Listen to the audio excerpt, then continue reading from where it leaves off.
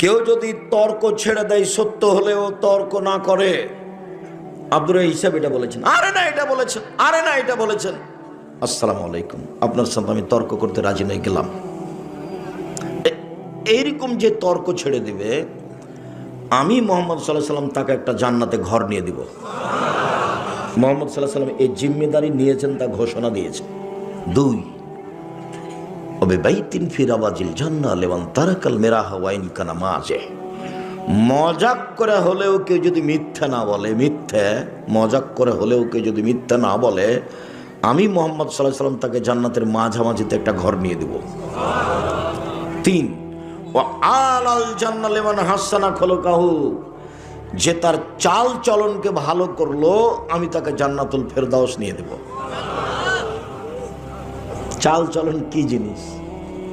কেন চাল চলন তো বুঝি, ওই যে